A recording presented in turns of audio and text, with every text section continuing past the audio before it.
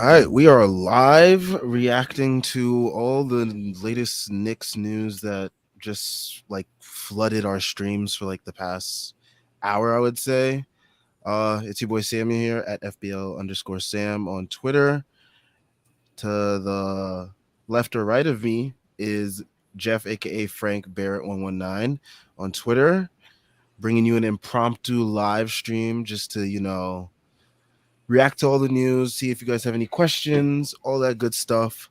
So, first bit of news that we kind of got, I guess, like even earlier in the day was like the Knicks, they were looking to, like they were getting really close to shedding more salary. There was interest in Nerlens Noel to the Clippers and the Raptors. There was interest in Burks as well. Um, and then later on today, we get just like I want to say less than an hour ago, or even less than like 30 minutes ago, we got the news of Detroit doing us a solid and acquiring Alec Burks and Nerlens Noel. Um, in return, giving us cap relief. We gave them a couple of second round picks that we've been stockpiling over the past couple of years. And yeah, so I mean, the Knicks, they did a pretty good job of getting rid of those contracts that they didn't want to hold on to anymore from last offseason. With Kemba, now Burks and Noel. We'll see what remains to be seen with Randall and Fournier. We've heard some Randall news earlier today as well from Fred Katz on a call-in app. He gave some tidbits earlier, but basically, the trade was Nerlens, Alec Burks, and some seconds, which was, one of them was actually Detroit's second that we had from them. As well as another second and $6 million in cash. So, and then after that, we get, I want to say like 10 minutes ago, we got a Chris Haynes bomb that the Knicks are going to offer Jalen Brunson a contract within the ballpark of 4 years, 110 million. I think most people are speculating that's going to be like 100 million with like $10 million in incentives and whatnot. But yeah, how we feeling, Jeff? How we feeling?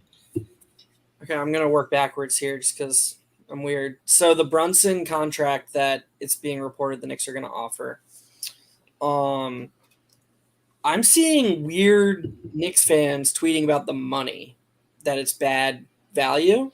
Mm-hmm. And I think it's important for fans to understand that, like, okay, like obviously at the margin, the money matters somewhat, but because they're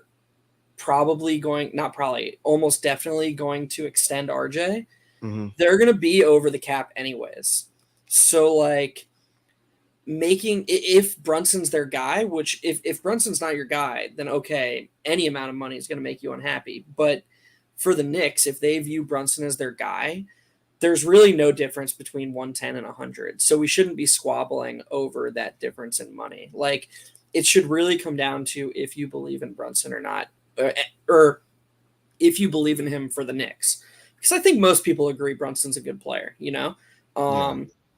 So it's just a matter of how he fits into the franchise. And, I mean, me and you are very much on the same page regarding the most important thing being how it's going to impact Emmanuel Quickley's minutes and role, because me and you are probably like the two highest on Quickley, like on all of Knicks Twitter. We both love him and we both think the sky's the limit for him. So it's just up to Tibbs, and hopefully the front office has some input to be like, hey, like, they have to play together somewhat. You can't just play Brunson 35 minutes a game and play Quickley 13 minutes a game. Like, that would be unacceptable.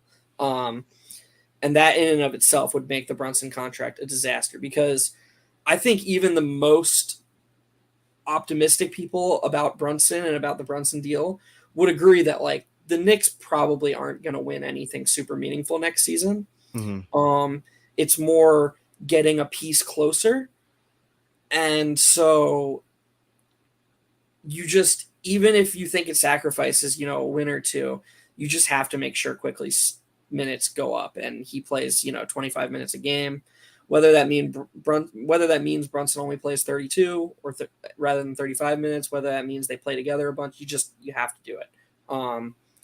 So yeah, I mean, the Brunson news, not surprising. I get why the Knicks are doing it. They want to stay competitive. And I saw somebody talk about how even with the Brunson contract, the Knicks are still very flexible and have lots of young assets, lots of picks. So I just don't see how you can be too down on the deal. What do you think of the Brunson deal in general? I've kind of warmed up to the idea of it. I mean, it's inevitable at this point.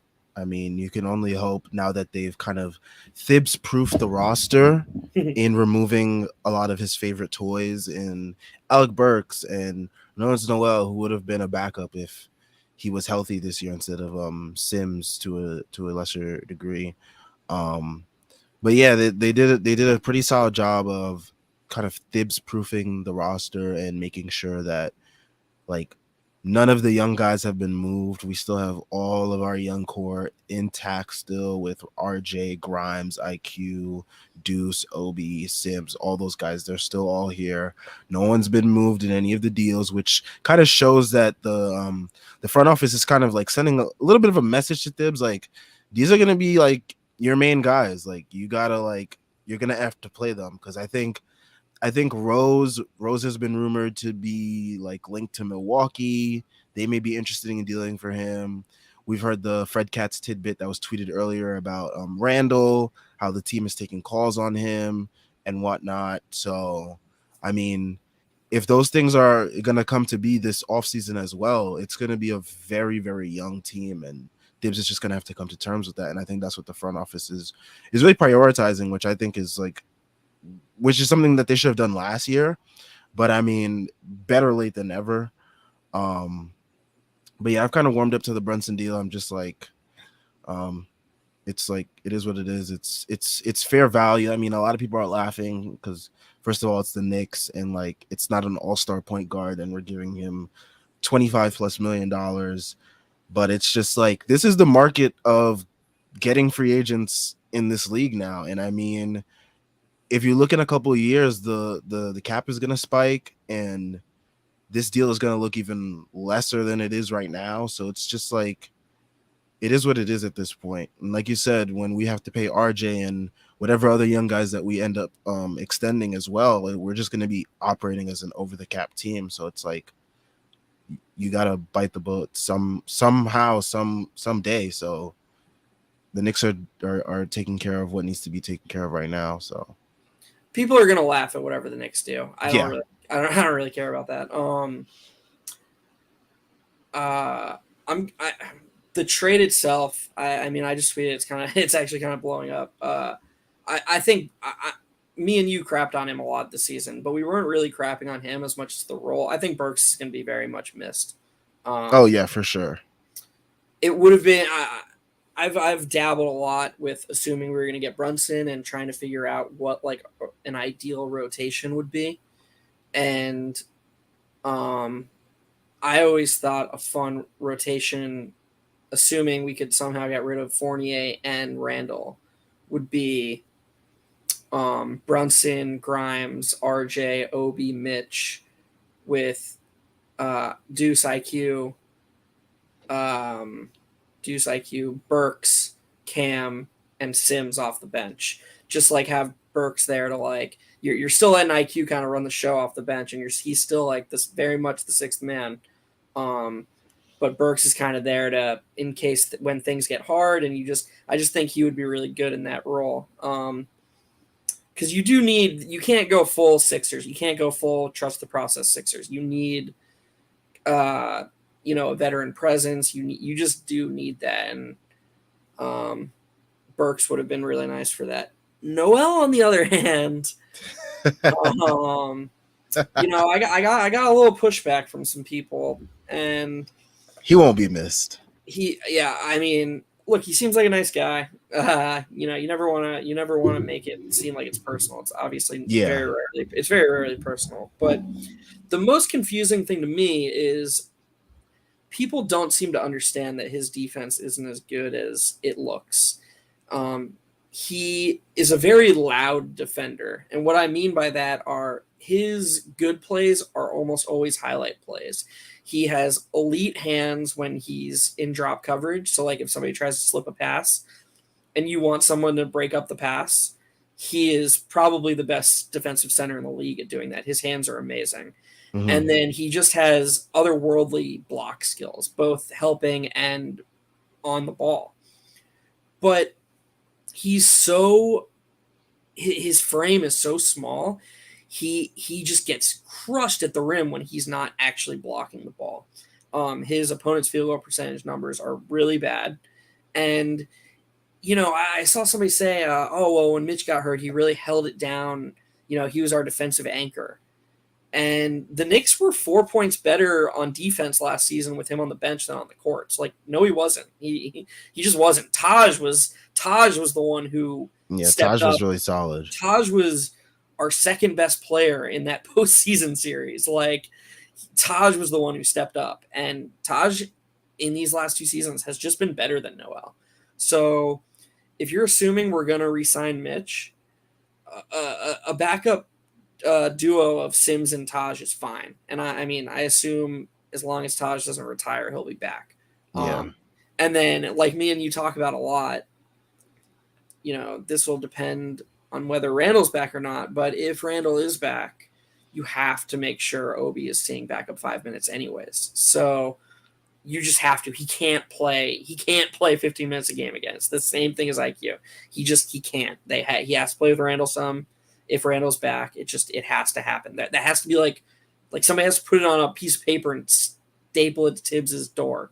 Because if Obi plays 15 minutes a game next season, what the hell are we doing? All this is a long way of saying, Noel, thanks for trying. I do agree that he did start for a 4 seed, even though we were better when he wasn't on the court. He was there, I guess. So, Yeah. Thanks for trying. Thanks for being a part of the team. Thanks for being a part of the most memorable season in most of our, adult lifetimes, except for 2013. But I'm definitely going to miss Burks a lot more than Noel. And I think this trade is just it's a home run. Like you're saying, we're Tibbs proofing the roster. We're leaning younger. And now we really put the Mavericks in a bind because we don't even have to sign and trade anymore. We can Yeah. just, and in theory, if we sign and trade and give them a favorable deal, it'll be a disaster. So in theory, we can say to them, look, we want to get rid of Fournier or Randall, so what will you give us for them? And we could we could be well, you could either get a rotation player for Brunson or, with Randall, potentially a second best player, or you can get nothing, and we have all the leverage right now. Yeah, which is something that we haven't been able to say about this team in a while when it comes to. I mean, we've won trades, but we haven't been able to really chokehold the team into doing what we want. I mean, because like you said, we don't have to do the sign and trade anymore. That's doing them a favor, if anything, which we don't have to do. But yeah, let me get to some comments. We got Hawkeye 420. If we get laughed at for signing 4-year deals, I'm good with that, especially for a 25-year-old. It's why we didn't cry when we signed Randall initially. He should be movable down the line. I mean, yeah, again, I think a lot of people have been saying on Twitter, just the Knicks, they really put themselves in a position to be flexible long term and in the short term. I mean, we see it with these deals that we're dealing off now. I mean, that's why no one was really freaking out when we signed those guys last offseason, because we were like, hey, in a year or two, it's going to be easy to move them because they'll be expirings or they'll have lesser years because of their non-guaranteed final years. So, yeah, I mean, the Knicks front office, they continue to make favorable deals. And we really had the worst possible season, if you think about it. Because before the season, I believe that there were people who wanted DeRozan over Fournier, and I get that there were people who were down on Fournier, which is fine. He was just always kind of a bland player. It was just the goal was to get Reggie Bullock, but somebody who could dribble, because the Hawks were able to put Trae Young on Reggie Bullock, and Reggie Bullock couldn't dribble. He couldn't expose him. So it was Let's get someone who at least can shoot the way Reggie and like whatever. But I refuse to believe that there was anybody who thought 3 for 54 for Fournier versus what did DeRozan get? 4 for 78? Does that or no, not four. Three for 78. Mm-hmm. 3 for 80 or something. Yeah, I similar refuse to to that. believe Yeah. anybody thought DeRozan 3 for 80 plus trading a bunch of stuff to get to sign him to that was better. I don't I also refuse to believe that there's more than a handful of people who wouldn't have extended Randall given the information we had. Even if you expected shooting regression, it's just like, what are you going to do? Like, it looks so bad to just be like, hey, thanks for the best season we've had in 10 years. Now fuck off. Like we're not going to give Yeah. you money. Yeah. And he signed he didn't sign a max. He signed a friendly deal. Like you said, the Burks and Noel contracts had team options, so they were lesser. Kemba was $8 million. Like all these contracts should have been at worst movable if things didn't work out, but because of the perception of them, it was even worse than we thought it could have been possible. And now we got to, attach Second round picks, which is right. like nothing at this point. Yeah, I agree, it's nothing. I'm just saying that like it was as bad as it could have been, and Leon Rose has finagled his way out of it, which is props to him. I think they've done a really great job. And now I do think some of this is stemming from an analytical standpoint of our best lineups last season were the ones with IQ and Obi. And I do think that they're like, we have to create a roster where they have to play. Yeah. I obviously understand that, at least some of it is them trying to get Brunson. Of course it is. But they could have freed up the space for Brunson with just getting rid of Noel or just getting rid of Burks. To package them together and only have to attach second round picks is them saying, okay, we're trying to offload all of them. And Yeah. like you said to open this up, there are murmurs they're seeking what Randall will get back, So I really do think that they're aware of what worked last season and what is best for the franchise going forward. Yeah, and we have Keith Smith, who's been really excellent with these contract situations on Twitter. He tweeted out, I bet when we get the final actual details of Jalen Brunson's deal with the Knicks, it will look more team-friendly than it does as 4 and 110 million. That's been the history of the last few years with the contracts New York has given out. And basically what we've been saying, I think it's going to be like probably incentive-filled with a bunch of incentives that are probably not going to be reached. Probably going to be like a 3+1 deal maybe as well, where he gets like a player option in that last year. So it's not going to look as bad as it looks like getting the numbers up front, which is like something that's been, like he said, it's been something that's consistent with us the last couple of years. So I'll be curious to see if they do what Jeremy Cohen's been talking about in terms of have the money go down each season. Yes, I saw that. Fred Katz he tweeted out that it probably, he said Knicks could structure the Jalen Brunson contract as a descending scale, as the coincidence our very own Jeremy Cohen prophetically suggested recently after this deal. So it could start at like 29 million and then annually descend as well. That's so awesome. He's absolutely just crushed it. Like he does so much work with the cap stuff, and yeah, he deserves that. That's so cool. Yeah, it's a dope shout out. But yeah, I mean, the one interesting thing that we haven't really covered, we haven't really spoken on, as I will get to some more comments, is they said that Ian Begley said that the Knicks will probably most likely not be done after the Jalen Brunson deal is done. What do you think that means? He said he was like, other teams think Murray and Brunson would be a good fit.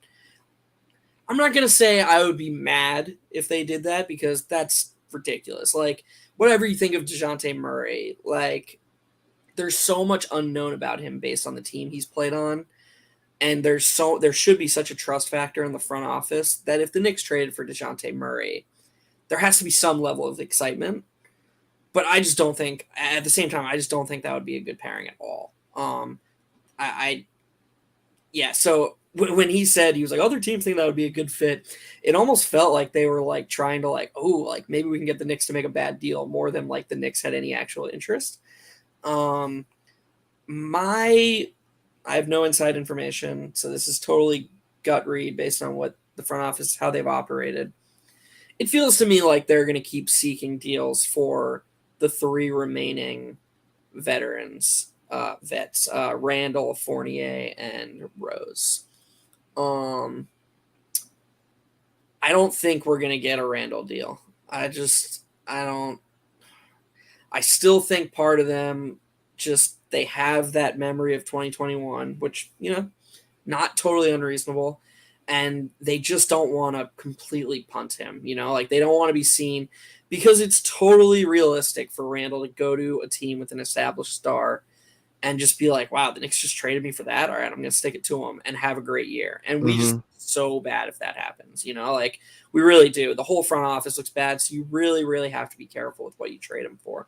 Yeah. Um, and then I do think it's important that the Knicks trade Rose, which stinks. I love Rose. I love Rose on this team. I mean, His fit has I been don't want to seamless, get and he's into been his like so important to everything that right, we've done exactly. here. I don't want to get into his like personal stuff. Like Yeah. that's it's not. I don't. All the facts are just it's so blurry. But I've just loved him on the Knicks. I've loved watching him play basketball. And like you said, he's so important to the team. Um, it just stinks, but I do, and Tibbs loves him. I do think they're going to trade him to a contender, though. Oh, for Uh, sure. so I could see that being it. I could see us. Man, a Fournier Brunson backcourt is so brutal defensively, though. Like, I wonder if there's a world where we could convince. This was the problem last year, by the way. Is we opened with Kemba, Fournier, and then IQ Burks. Well, I guess we had Rose to start, but when Rose went down, we had Kemba, Fournier, and then IQ Burks. And it's like the two best defenders of those four were IQ and Burks. So you had your two best defenders coming off the bench and your two worst defenders starting. And then, I mean, you could honestly make the argument that IQ and Burks are the two best players of those four, even to start the season. And this next season, it'll be the same thing. Like, I just think you have to split up if they all stay. Grimes has to start if you start Brunson. Exactly, absolutely, 100% sure, 100% The length, right. the defensive, the shooting, just all that. It just works perfectly together. And I think IQ would help Fournier too off the bench. Oh, I, for sure. I think both defensively and man, like we talk about this all the time, but IQ is just so underrated by even Knicks fans as a distributor. It's crazy. Like I don't know what people were watching last season. He makes so many passes. Like I know he dribbles the air out of the ball sometimes. He's 22 years old. That's gonna happen. He's figuring it out as he But goes. he's figuring it out. He's such a good passer, and like man, he makes all the passes. He makes that whip pass to the corner and the pick and roll when he's got the big diving. I just really think he could be good for Fournier. If we keep him, I really hope we do what you just said and go Brunson, Grimes, IQ, Fournier. I really hope that's what happens. Yeah. Let me get to some more comments. James Monroe, he says, if choices are sign only DeRozan last offseason or do all this trading and cap dumping to sign a defensive liability at point guard this season, I'm taking DeRozan every time. Well, I mean, I don't think Jalen Brunson's that bad defensively as a point guard, first of all. Secondly, DeRozan with this team, the fit is just it's not the best. I mean, you had Randall in the mid post, you had RJ who's still trying to figure out a lot of the offensive stuff last year. You have Mitch in the paint. It's just the reason why DeRozan worked so well in the regular season for the Bulls was they were able to play basically a 4 out and him being able to be the main guy in the paint. I mean, it was him with Zach LaVine, with Vucevic, with Lonzo Ball when he was healthy, Alex Caruso. I mean, it Patrick was Williams. it was just the optimal situation for him where he was the main guy that had to deal with being in the paint. On the Knicks, there are so many guys that need to slash and cut on this team. having DeRozan mixed with those guys is just like a recipe for clogging up the paint and a nasty offense. And we already had a pretty nasty offense last year anyway, so we didn't need to really complicate that. If you're gonna sign DeRozan, you need to have a floor spacing five. And even if you have a floor spacing five, Thibs is most likely not going to play them if they're not a great rim protector. So I just don't see how DeRozan really fits with the construction of this team. Yeah, there's really two parts to this. There's the part you just said that DeRozan wouldn't be a power forward with four shooters on the Knicks. He He'd would be be playing like a shooting guard or a he would small be shooting forward. guard or small forward, and our spacing, even though he'd be playing up, would be way worse. So he's already a bad fit. But I mean, he went to a place where he got the best possible fit around him. He had his best possible shooting season from the mid range. He'll never shoot that well like ever again. If he does, good for him. But that that was crazy. Like he was just out of this world shooting. And the ceiling for that team was getting just absolutely trounced in the first round of the playoffs. Like DeRozan is the face of like NBA purgatory because he's just one of those guys, and there's a lot of those guys. Current Julius Randle on the Knicks is one of these guys, but he's just one of those guys where if he's on your team, you have two options. You can optimize your team to him, and you can say, DeRozan, you're going to be our guy. We're going to put the ball in your hands all the time. And the ceiling for that team is very low because DeRozan is just going to be the worst best player in any postseason because he's just not a great player. He's a bad defender, and the way he scores his points, he free throw hunts and he shoots a lot of twos. It's just way worse than the other elite scorers. So you can either do that, or you can do what the Bulls did in the playoffs, recognize that their best chance was if Zach LaVine was their best player. And then all of a sudden, DeRozan is this weird off-ball player who doesn't cut and doesn't shoot threes. And it's a really nasty fit at that exactly point. With everybody. If DeRozan's not the guy on your team, he's a nasty fit everywhere. So with him, you're kind of damned if you do and damned if you don't. So, I mean, I said this the other day. To me, DeRozan's amazing season, that's what it was. It was an amazing regular season. But to me, if anything, it confirmed to me that I don't want him on my team. I have no interest in having him on my team. It's never going to end well with DeRozan on your team. I mean, that's my opinion, and yeah, I'm right with you there. Anyone that tuned into these streams knew exactly how I felt about DeRozan during the regular season. Anyone that checked on my Twitter definitely knew how I felt about DeRozan. I was just dunking on him all year because I was just waiting for him to fail in the playoffs, and he did exactly what I knew he would do. Let's get to some more comments. We got Flip M585. What if the Knicks spend a little more but tack on a team option for Brunson instead of 4-1-10? It's like 4-1-20, but fourth year's a team option. Is that better or worse? Like their free agency moves last year where they spent more but added on team options. Am I wrong or isn't is one no way 110's a max. I mean, if 4-1-20 with a team option is possible, I would say of course that's better than 4-1-10 with no team option, right? Like, is that? But I don't. Yeah. I assume that Brunson would just turn that down. I mean, I assume he wants autonomy. I feel like it's gonna be a 4-1-10 with like incentives, and he's gonna have a player option probably for that last year. Maybe. The whole Schwinn's been talking about this a lot lately. The cap's gonna spike in his fourth year. Yep. So he wants, assuming his first 3 years to go the way he probably thinks they're gonna go, he wants to be able to opt out and sign a new deal in that fourth season. So I would say there's no I would say there's no chance he gets a team option in the fourth year. Mm-mm. And yeah, I mean, I would say of course it would be better. It would definitely be better. It would definitely be better because then you have him on a cheaper contract during that. Because when the cap spikes, he's going to be on a cheaper contract than what he would be expecting to make if he goes on the free agency market for that last year. Yeah, assuming everything goes well in the first 3 years. So it would be better for the team, worse for him. But yeah. Agree. Um, we got some other comments here. Hawkeye 420 says, I need Fournier gone because I just don't see Thibs benching Fournier at all, Jeff. Thibs sees him as the only guy who can shoot threes and won't let him not get a lot of minutes.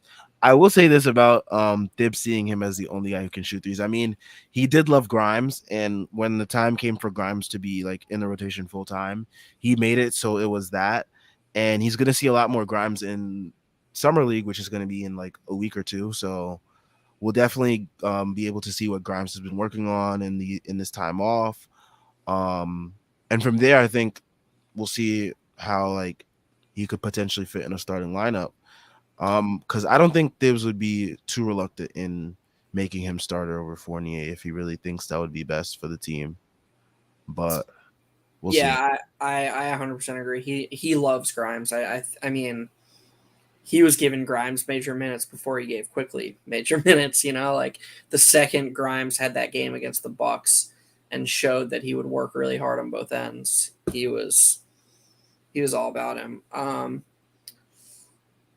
You could still make the argument that based on Fournier, his contract, his age, maybe it's less likely that he brings Grimes right into the starting lineup. Oh wait, he said here his rebuttal for the Grimes. There were so many games last year where Fournier played entire quarters despite his defense. Yeah, Thibs ran him out there just because of threes. True, true, true. I do think the front office is though making a concerted effort to make it known to Thibs. I think now that like you have to play the youth because I think they're going to move. Like we've said before, I think they are going to move either one or two more of these vets. So I've been seeing people say that their next move is going to be to move Cam, and I mean, I don't see obviously, it. right? Yeah, I think that'd be. I mean, can his trade value possibly be any lower? the Like, the only way I saw that they were going to move Cam was to get cap relief, and they just got the cap relief from the Burks Noel deal, so they don't need to trade him really anymore. So I agree, but assuming Tibbs is gonna want to full time play two centers, and assuming we retain Mitch, we still do need to move one more piece to get all of our guys in the rotation. Because whether it's or do we need to move both Rose and Fournier to get Deuce most likely, yeah. and Cam in the rotation? Yeah, I guess we do. Yeah, we definitely do. So yeah, so I think we have to hold on to Cam and try to, even if you don't see him here long term, even if you don't want to extend him, you gotta try to elevate his value across the league, because I don't think anybody thinks anything of him right now. Yeah. James Monroe coming in with some more scorching takes. Um DeMar RJ Randall would be better than Fournier RJ Randall. Plus we still have the picks we gave up for Brunson. What what picks? Are we talking about the second round picks?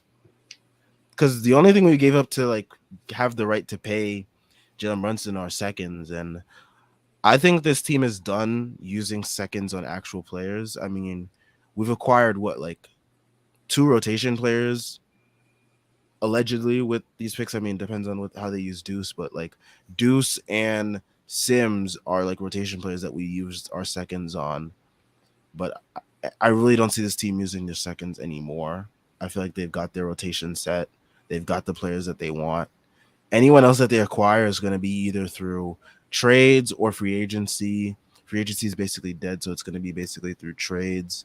But yeah, I think they got who they want at this point.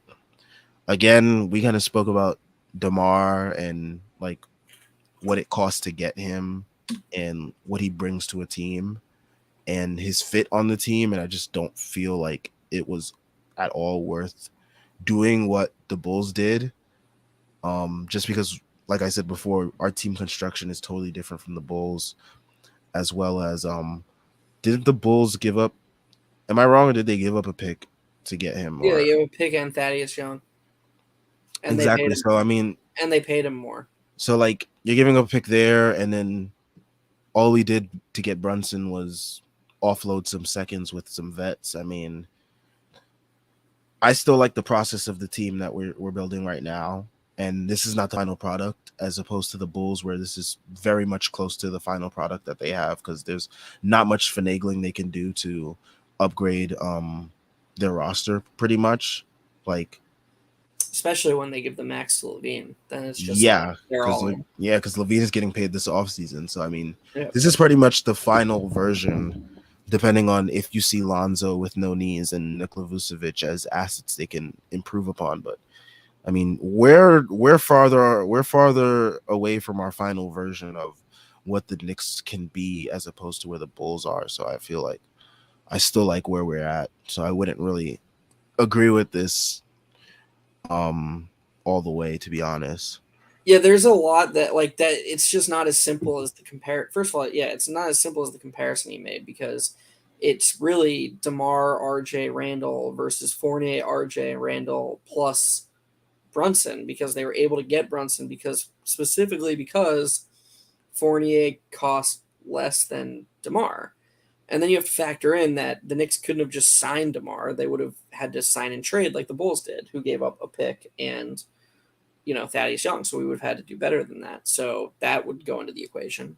But so that it's already false. But I mean, I reject this equation already because of the fit issues we talked about. I think DeRozan in New York would have been a disaster.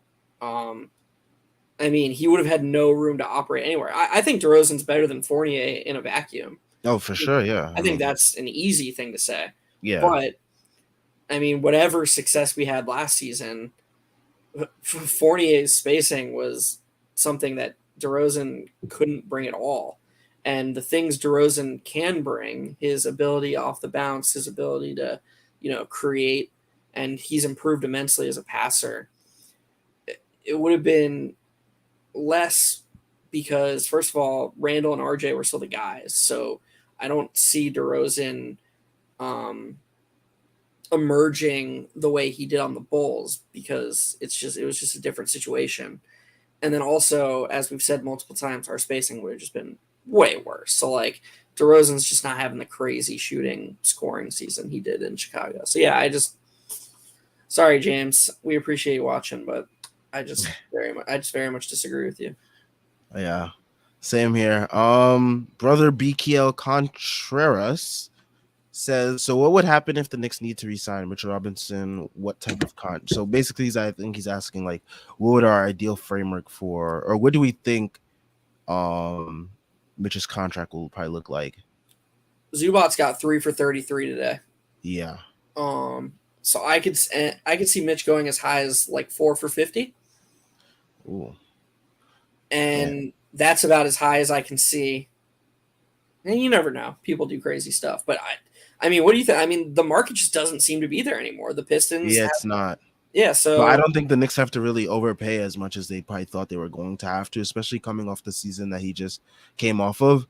I think it's going to be probably like, it could be close to around the Zubac contract, or maybe I wouldn't be surprised if it was even a little less than the Zubac contract, because I mean, Zubac has been super reliable for the Clippers. I mean, they're a contender as well, so you got to play those factors into play as well. I mean, if we got Mitch for less than Zubac, that would blow my mind, because I was going to say that I think if we got him for $450, I think that would still be a value contract. I mean, we were throwing around way higher numbers, halfway through the season. Yeah.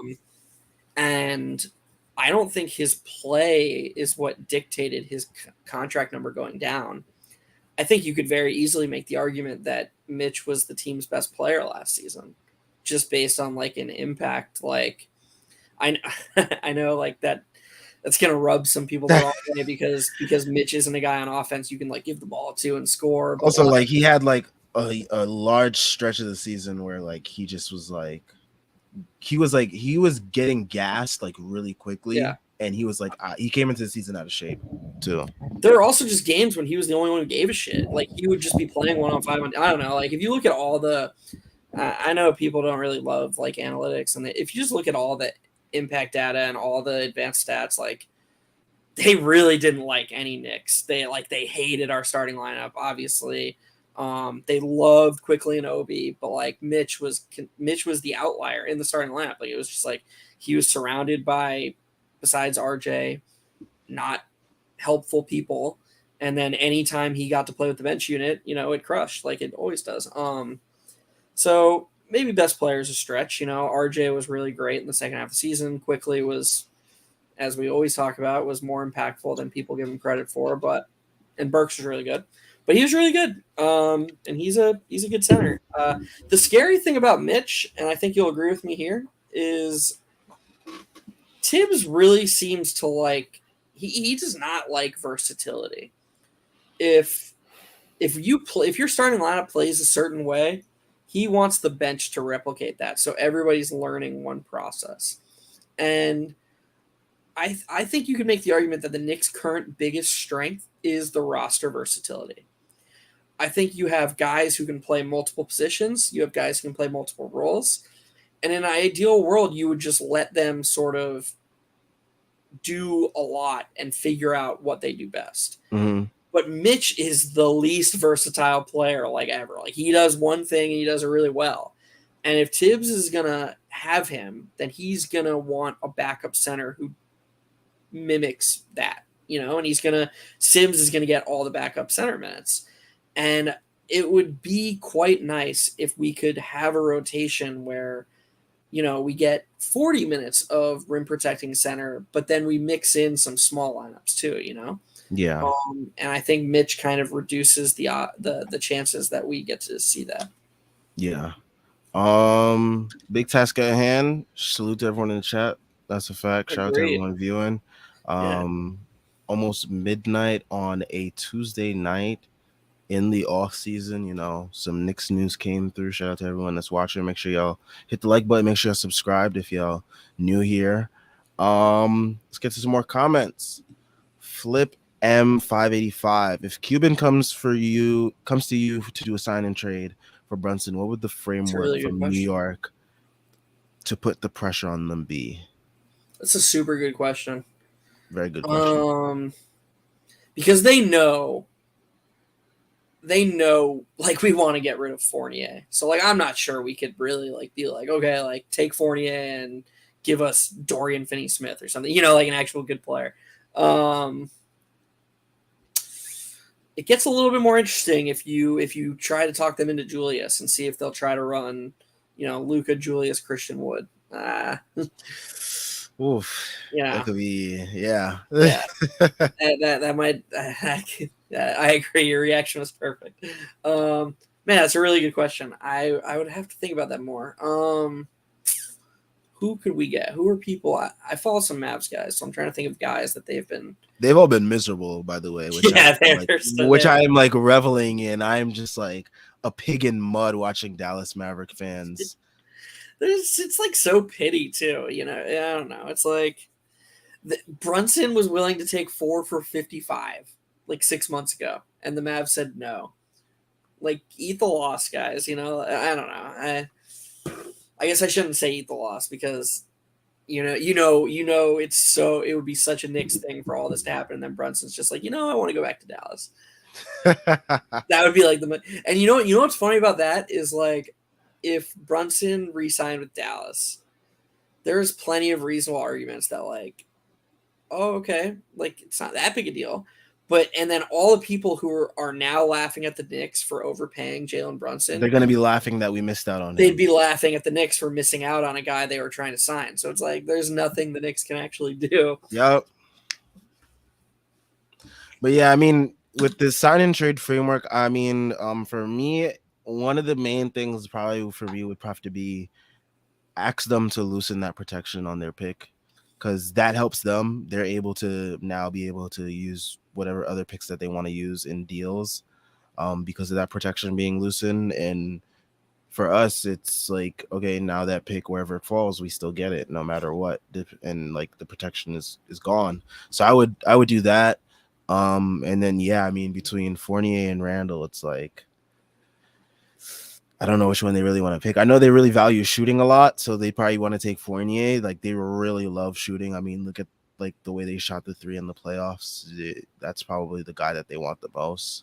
Because I mean, look, they were willing to take on Bertans just to get Spencer Dinwiddie to get some extra ball handling. So Yeah. they'll sometimes bite the bullet on like a contract. So they might take Evan from us. They just might. The loosening of the protection on the pick is a really good call by you. I wouldn't have thought of that. So that's my answer too. I'm with Sam. that's Yeah. that's a really good call. Hawkeye for 20. No, he is not a restricted free agent, and that is because I forgot why he's not a restricted free agent. But it Who? has something to do. Jalen Brunson. It's because he was a It's because he's second a round second pick. round pick, Yeah. and then yeah, it's just he's a second round pick, and they made some decision a few years ago regarding his contract that made it so he became unrestricted. I forget what the exact decision was, but Yeah. yeah, if you're a second round pick, you don't become a restricted free agent. Okay. So Ty Surratt, welcome to the chat. How do you feel about the two Detroit trades being processed separately, effectively eliminating a TPE big enough for Jalen Brunson? So I think there was someone that was saying that the Knicks could have generated a TPE. I think it was maybe John Hollinger. I want to find the exact tweet so that way I can reference it. Um, so he said Knicks could operate as over the cap team and retain a full non-taxpayer mid-level exception if Kemba Burks Noel lumped into one big three-way sign and trade with Dallas for Brunson. Looks like Knicks could even start Brunson at 24.25 million or less and generate a 9.2 million TPE for Kemba. That would have been a really great thing for the Knicks to do and a really smart thing for the Knicks to do. But I think it's just going to be that they're going to be separate, like Tyser is saying. I mean, I would have loved to get a TPE from the Kemba point of it, just that way they can just like take on a guy that a team doesn't want for that contract that like you maybe just want to use for your end of bench or whatever that Thibs is not gonna really use. But I mean, I'm not too down on it being two separate deals. Like it's whatever. I mean, as long as the Knicks like get who they want and the team is like how they want it to be, then yeah. So indulge me here because this is an area where I'm just super ignorant. What is like the value of a TPE? It just seems like stuff that gets passed around and is never actually So it's a comes to traded fruition. player exception is basically like so the Celtics have one from when they did a sign and trade with us for Evan Mhm. Fournier. It's like a 17 $0.8 million trade exception. And basically you could trade a player into the trade exception without like really giving up that much significant salary back. So you could just like trade a Oh, player okay. into it. Yeah. So So it like with allows you to trade over the cap. yeah, so basically if like the Knicks got a $9.2 million trade exception from the Kemba deal, they could have took back um at least up to $9.2 million in salary from someone else in a trade if they wanted to. Cool. Yeah. So that would have been something for the team to I guess really like if they really wanted it, they probably would have looked into it and really done that, but I guess they didn't really care for so much for it and like their plans really hinge I guess on more of like what's going to happen with the three other veterans that they're going to deal. So, I could have played that like I was like, like trying to keep the viewers like, in the know, but now I just have no I'm just an idiot. uh, but yeah, I really don't feel all too bad about it being two separate deals. Um, yeah. I will say that it's important to recognize going back to draft night that the two big trades that were made were separate as well. Like I know this doesn't specifically address Ty's question, but a lot of people seem to think that the Knicks gave up multiple firsts to dump Kemba, like an And that's alarming just not true. right, and it's just not what happened. And so this this comment just reminded me that it's very important to um understand the details, I guess, of each individual act and view them separately as opposed to just trying to lump everything together as like, okay, this is what we gave up and this is what we lost. It's like, no, like we gave up, a first to get 3 firsts, and then we gave up 4 seconds to get to move Kemba Walker. Those are two separate things that happened. The first we gave up had nothing to do with that. Yeah. But Yeah, go ahead. I was just gonna say, interestingly enough, based on our ability to make this trade, it begs the question if the Kemba deal was necessary, if we could have, waited a little bit and taken maybe given him up for attached less to give him up, but whatever. Beggars can't be choosers. Yeah. Um Ty Surratt also says, I doubt they sign and trade now because the Knicks can sign him outright. I would only do it if they would remove the protections on the 23 pick. Same, Yeah. same, same. Yeah, I mean, like I said, the sign and trade would be a favor from us to them. We don't have to, but if they want to get something back in return for like some compensation, then sure, do it. But don't do it if you don't have to. There's an important element to these potential deals and the deal that just happened that I feel like people aren't giving enough credence to. And that's that a lot of the value that's happening right now for the Knicks is addition by subtraction. Is the rotation spots and the rotation minutes that these deals are going to open up. Like somebody tweeted recently, just absolutely crapping on the Knicks. Let's find the exact tweet. Okay, he said, in summary, Pistons get Nerlens Noel, Alec Burks, 2 second-round picks, $6 million, and the Knicks get the rights to overpay Jalen Brunson. And it's like, okay, that's one way to summarize the trade, but another way to summarize it is that with Burks and Noel gone, guys like Jericho Sims and Quentin Grimes and Emmanuel Quickly have more minutes available to them. And for Yeah. a team in the Knicks position, that is valuable. Like, if you're listening to this, like, please just don't underrate these guys. Don't be those Knicks fans that are so uh, down on the team and the franchise that like you just refuse to allow yourself to accept that these guys could be good. Like, and these guys have been good and they can get better. And it's good that they're going to get more minutes. It's just, I don't know. I just can't say enough. Like I said the other day about Quentin Grimes. To me, Quentin Grimes has already, I'm not going to say he's had a better career, but Quentin Grimes to me has already shown to me that his floor is about like Danny Green. I don't think that's a crazy thing to say. No, it's This not isn't, at all. this isn't me underrating Danny Green. Danny Green was an integral cog to 3 different championship teams. That's huge. That's awesome. Like, and he was, especially for the types of teams they were, his 3-and-D was huge. But you stick Quentin Grimes next to LeBron James on that Lakers team in between Anthony Davis and say, hey, man, shoot all the threes LeBron passes to you and work your ass off on defense. To me, Grimes has shown that he could have done that, and he would have been up to the task. Same with that Spurs team, same with that Raptors team. That's a really good player already. Mm-hmm. And he's only 21. He's already shown way more dribbling than any draft pundit thought. Like, you had guys saying Sharif Cooper was better than him, and a big part of it was what Sharif Cooper could do off the bounce, and they would say Grimes will never be able to do anything off the bounce. But like, there was a game against the Cavs last year when he ran 2 secondary pick and rolls against a bent defense and set Obi up with a layup and a dunk in a quarter, like that, and threw great slip passes. Our young guys are good, like they are good, and we just need to. I'm telling you, like this idea that like if the young guys play a lot of minutes next year, we're just gonna be this bad team, and I can't sit through that. Like that is not a guarantee. We can be a good team. Let's put the brakes on and let's have some confidence in these guys. Yeah.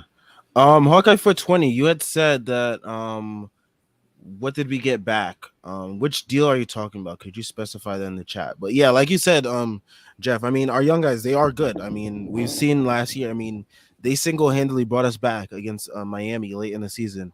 Yes, I know it was late in the season, but Miami was playing basically um, their whole playoff rotation. Basically, they had Max Struess, they had Kyler, they had Jimmy Butler, they had Bam, they had all their guys out there. We And beat Hero. and yeah, they had everybody, and we had a lineup of Quentin Grimes, Emmanuel Quickly, Jericho Sims. We had Taj Gibson out there. We And had Deuce. and Deuce. We had those guys out there, and they fought their asses off, and they brought the team back against a playoff team in their house on the road. I mean, like, more of those performances can be replicated next year, just them, um, giving them more time, and that's something that we've been preaching since the post game reactions last year. So, I mean, hopefully these moves um indicate that they are going to give these guys a fighting chance next year to be able to prove themselves. Um Hawkeye 420 says for Noel and Burks, we didn't get anything back from the Noel and Burks deal. We literally just got cap relief. That's all we got. We didn't get a single player, not a single asset, nothing. We didn't get a single thing. The Knicks just wanted to shed stuff, so that's what the Detroit Pistons were there for. I think Detroit just lended us a solid for us giving them Jalen Duren. Yeah, right. That's Rose is like, if you do this, we'll give you a good. And I mean, Burke's gonna be good for them. He just He is. is. Like, That's a good um, vet for those young guys. yep. And with Ivy and Cade, you kind of like off the bench. You want someone like that, like Mm-hmm. And you could because stagger. right, exactly. You can stagger Ivy and Burke or Ivy and Ivy and Burks, Ivy and Cade, and Burks can play next to either one of them. He can play on the ball. He can play off. Like even Burks, man, his versatility is like I know he's definitely not a starting point guard, but he can do stuff with the ball in his hands still. Yep. Like he's not like totally just because he can't play point guard. And I don't know, we didn't even capitalize really on his versatility last year. It's just man, last year was a disaster. It's just very frustrating. Very frustrating. Um yeah, so I mean that I think is all that we have for today. I mean, we will see you guys on the next free. We will see you guys on Thursday when free agency really kicks off, and you know all the deals are officially announced, as well as whatever other trades may go down. Um, yeah, and it will not be just be me and Jeff. It'll be Tyrese. It'll be a whole bunch of other Strickland people hopping in and out of the stream, just shooting the shit about whatever deals go down, whatever other speculative moves, and just NBA free agency in general. Just won't be Knicks stuff too. We'll talk about some other deals that are going on around the league, how they may impact the Knicks in whatever way possible. So make sure you guys are subscribed for that. Noties on if you need that. It's going to be on June 30th, so that is this Thursday. We're going live at 5:30. Free agency opens up around 6, so we'll be live about like 30 minutes before. So that's when the deals really start coming in, and then we'll be on for, I'd say, about like 2 hours or so. Give us a good enough time. I won't hold my end to that bargain. We might go longer than that. So, but yeah, we'll see how it goes. Make sure y'all subscribe. Make sure y'all tune in for that. That will be June 30th, this Thursday at 5:30. All the Strickland people, man.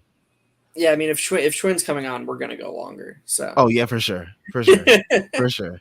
And it's not gonna be just Schwinn too. It's gonna be like a whole bunch of other people too. So Mm-hmm. we'll definitely be on for more than 2 hours. So make sure y'all tune in for that. It's gonna be a fun old time, But yeah, anything else before we head out of here, Jeff? I got nothing. I think that was. I think we did our best there, Sam. For 11 o'clock on a Tuesday or 12 o'clock on Yep. a Tuesday, we did Make sure our y'all did the subscribe. best. Make sure y'all like, and we'll see you on Thursday. Peace out.